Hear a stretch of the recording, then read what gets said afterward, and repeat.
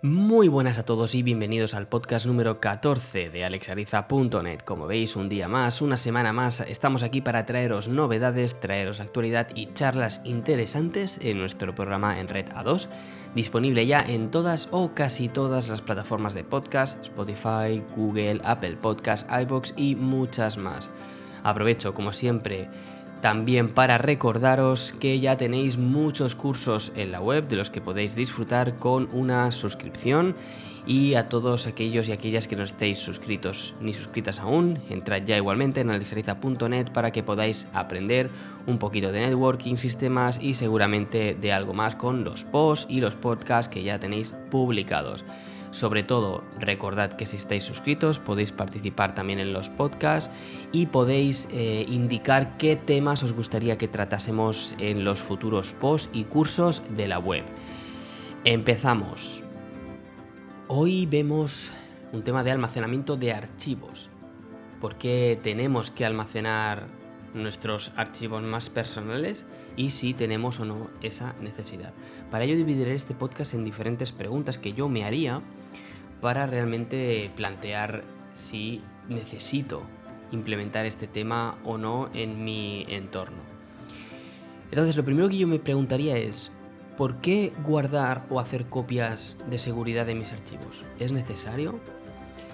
Bueno, pues tenemos que tener en cuenta que nuestros equipos físicos pueden fallar por el uso continuado.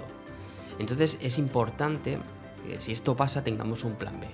Si no lo tenemos, tendremos que considerar o asumir que damos por perdidos todos aquellos datos o información más personal y que en principio queríamos guardar. Llegados a este punto, yo diferenciaría entre empresa y usuario doméstico. Es decir, qué podemos obtener con las copias a nivel de empresa y qué podemos obtener con las copias a nivel particular. Bueno, pues a nivel de empresa lo que obtenemos es la facilidad de mantener copias seguras y libres de virus, por ejemplo. Otra cosa que podemos conseguir es mantener controladas las versiones. En entornos, en empresas donde tenemos, por ejemplo, un servidor de GitHub, donde muchos usuarios pueden acceder al contenido del código de cualquier programación que estemos haciendo, es muy importante controlar las versiones, ya que si no podemos machacar las versiones de gente que está trabajando en ello o incluso hacer trabajo que ya está hecho por otro compañero. Entonces es también importante tener un servicio de backup donde guardar las versiones de seguridad del código y las versiones de cada una de ellas. Ojo, hablamos de datos siempre, ¿vale? Lo digo porque en otro podcast hablaré qué opciones tenemos para hacer copias de seguridad de máquinas virtuales enteras o entornos virtuales enteros. Hablo simplemente de datos, es decir, de un sistema de seguridad en el que podamos hacer copias y enviar copias de nuestros archivos, básicamente archivos y datos, no máquinas virtuales enteras. Eso ya es otro tema y es otro entorno, ¿vale? Que no vamos a tratar en este podcast. Luego, a nivel particular, pues básicamente nos interesaría el tema de las copias para mantener a salvo, pues por ejemplo, nuestros datos más preciados, incluso contraseñas, y mantenerlos a salvo sobre todo de virus y de pérdidas, obviamente, ¿no? Pero también de virus. Entonces, vale, una vez que sé esto, que sé qué facilidades me puede dar, qué opciones me pueden dar un tema de copias de seguridad de mis archivos, es ¿dónde las hago? ¿En la nube o en otro soporte físico? En la nube, el problema puede ser de privacidad. Por ejemplo, yo personalmente, yo no me fiaría de colocar las contraseñas de mis correos, de mis redes sociales, etcétera, en un KeePass, por ejemplo, y ese KeePass subirlo a la nube. Recordad que tenemos un podcast más antiguo sobre cómo guardar nuestros passwords o de qué manera tendríamos que guardar, almacenar y crear nuestros passwords. Entonces yo utilizo un KeePass, que es un programa para almacenar passwords, pero yo no me fiaría de tenerlo en la nube. Eso ya cada uno. Pero sí que es verdad que la nube te ofrece una una fiabilidad muy grande, dado que en la nube se supone que cuando tú almacenas cualquier cosa, el proveedor de esa nube ya está haciendo copias de seguridad a su vez para que tú nunca pierdas tus archivos y tengas el 100% de seguridad de poder recuperarlos siempre. Otra opción sería el soporte físico. Que el soporte físico sería tener un disco duro, por ejemplo, o varios, ya veremos, en nuestra casa, por ejemplo, o en nuestra oficina.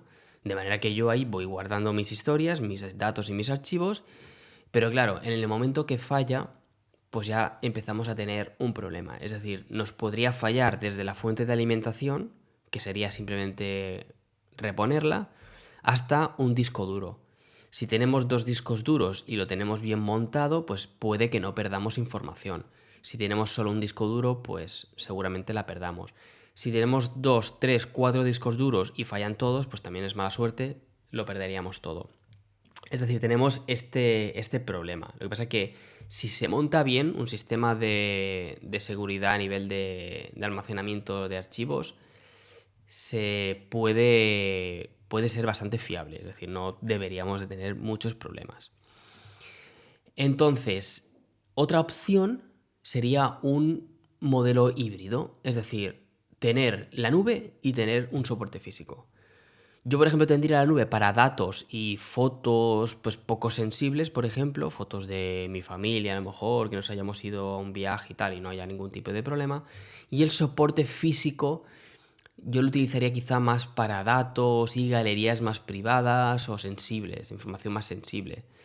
También lo utilizaría el soporte físico para archivos de contraseñas. Y como os decía, podéis echar un vistazo al podcast de contraseñas que es bastante interesante para que refresquéis este tema. Entonces, ahora, a nivel comercial, ¿qué oferta tenemos? Bueno, pues si optamos por la nube, tenemos por ejemplo Dropbox, Google, Amazon, Apple, que sería el iCloud, o Microsoft, que nos da el OneDrive. Y a nivel físico, por ejemplo, tendríamos los dos grandes protagonistas, que son QNAP y Synology. Luego tendríamos The Link, por ejemplo, que es bastante más barato, pero no te da tantas opciones a nivel de aplicaciones y sistema operativo. Y luego tendríamos los HP ProLiant, por ejemplo. A mí estos me gustan bastante. Les puedes poner FreeNAS y puedes tener un sistema bastante completo con un sistema operativo libre. Entonces, a nivel de nube, ¿qué tenemos? Bueno, pues tenemos, por ejemplo, Amazon. Amazon tenemos de momento almacenamiento ilimitado para fotos a resolución completa y para vídeos hay que pagar. ¿Vale? A partir de 5 gigas hay que pagar. Y se pagan 20, 100 o 200 euros al año. Depende de si queremos 100, 1 tera o 2 teras. 100 me refiero a 100 gigas. Y tendrías hasta 300 teras pagando 3.000 euros al año. Bueno, esta es la oferta de Amazon. Para Dropbox, ¿qué tenemos? Pues tenemos almacenamiento gratuito hasta los 2 gigas. Luego tenemos ofertas. Tenemos el plan Plus y el plan profesional por 10 y 17 euros al mes con 2 y 3 teras de almacenamiento. Luego ya tenemos más planes a nivel de pymes y equipos en los que se añaden diferentes características, como el control de dispositivos, en tu nube, bloqueo de archivos, tener un historial, etc. Y también cuenta con cuentas para empresas donde se incluyen herramientas de colaboración para trabajar con equipos, etc. Es decir, pero eso ya se paga aparte y es un presupuesto un poquito más acorde a las características que tú le añadas. Luego tenemos Google. Con Google, ¿qué tenemos? Tenemos 15 gigas gratis. Luego ya para pasar a los 100 gigas, 200 gigas y 2 teras hay que pagar 16, 25 y 80 euros anuales. Puede ser colaborativo, ¿vale? Y tienes gratuitamente las herramientas de Word, Excel, PowerPoint, etcétera, de Google para trabajar online. Luego tenemos Apple, que sería el iCloud, ¿vale? Tienes 5 gigas gratis y luego ya saltarías a la opción de 50 gigas, 200 gigas y 2 teras por 1, 3 y 10 euros al mes.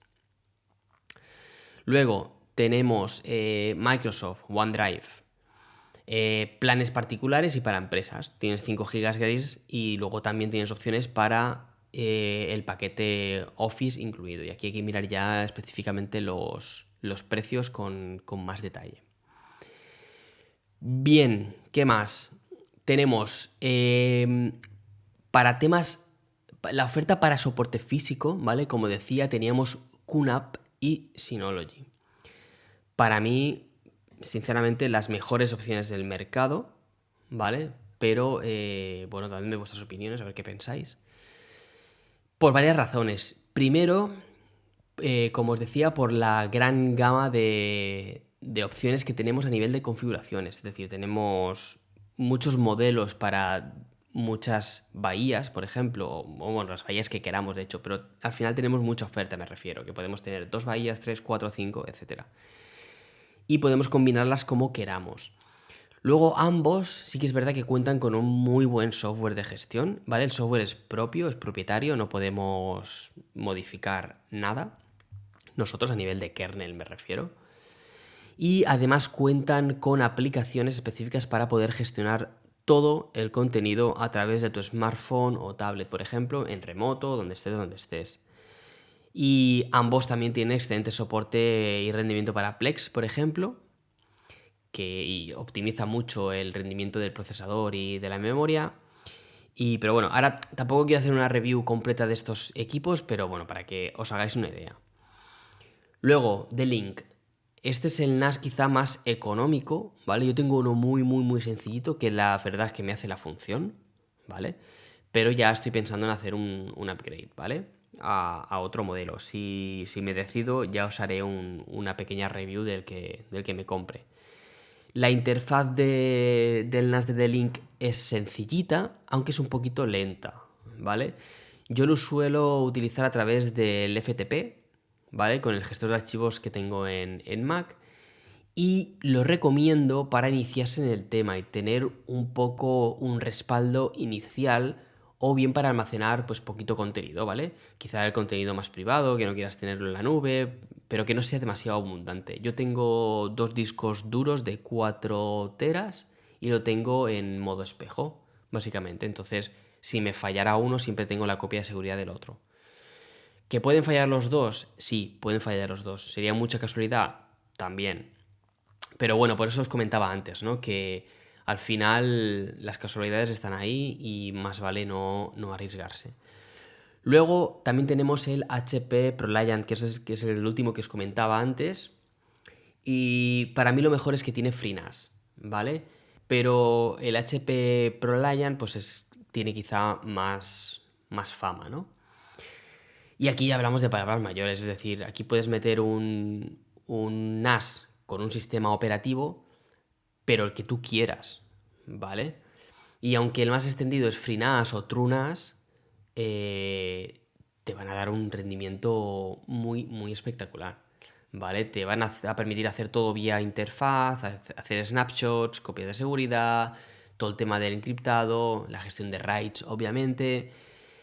Pero bueno, aquí ya entra un poco diversas opiniones dependiendo de la comunidad. Es decir, yo he indicado esto, ¿no? Que HP, pues a mí me gusta mucho, pero ya te digo. Entonces, volviendo a la nube, pues bueno, en la nube básicamente no tienes que preocuparte por nada, ¿vale? En tu casa tendrás que pensar qué tipo de almacenamiento quieres, qué redundancia quieres tener, gestionar el tema de los RAIDs, etc. El RAID 1, por ejemplo, es el modo espejo, ¿vale? Que es el que utilizo yo, que sirve para pues bastante de uso doméstico, ¿no? Porque al final si tienes 4 discos duros, por ejemplo, pues puedes hacer una copia de los dos al otro y ya está. Luego hay más opciones, es decir, si tienes 5 discos duros, puedes utilizar otro tipo de RAID, que ya los veremos, para tener más discos duros en funcionamiento y tener un solo disco duro o 2 discos duros que tengas que sacrificar, entre comillas, para tener una copia segura de todos tus datos si alguno de los discos duros fallase. El acceso a nuestro NAS debería ser vía red, de manera que podamos acceder a él o bien mediante web o bien directamente a través de nuestro sistema de carpetas vía FTP o SFTP o lo que queráis, o cualquier o cualquier otro que nos ofrezca tanto nuestro sistema operativo como nuestro NAS. También podemos optar por encriptar la información que tengamos en nuestro NAS. Yo normalmente, ¿vale?, lo desconecto de la red, es decir, lo apago cuando no lo estoy usando, ya que no le doy un uso continuado. Pero pensad que en empresas esto es diferente, ya que es posible que se use de manera compartida con todos los trabajadores para tener una jerarquía de archivos controlada, etcétera, y esté conectado 24 horas. Esto es lo normal quizá en una empresa. Conclusión: para decidir un sistema de seguridad de almacenamiento de archivos físico o en la nube, lo primero, plantearos si necesitáis un entorno colaborativo o no, ¿vale? Además, tened en cuenta si la información que queremos respaldar es sensible o demasiado privada, ¿vale? También tened en cuenta si al final queremos montar un entorno empresarial o más doméstico, aunque sea colaborativo, puede ser doméstico, no hay problema, pero pensad en esto, básicamente por el precio, porque al final va a costar mucho más caro y necesitaréis más redundancia en un entorno empresarial. Pero bueno, yo siempre optaría por un entorno un poco híbrido, ¿no? Donde tú puedas seleccionar qué información necesito colocar en cada sitio, ¿vale? De esta manera ahorrarás dinero, no tendrás que cogerte un plan demasiado grande para un almacenamiento en la nube, y quizá puedes tener un pequeño sistema NAS en tu casa con 2 discos duros o 4 discos duros y ahorrarte pues esa mensualidad al mes, ¿no?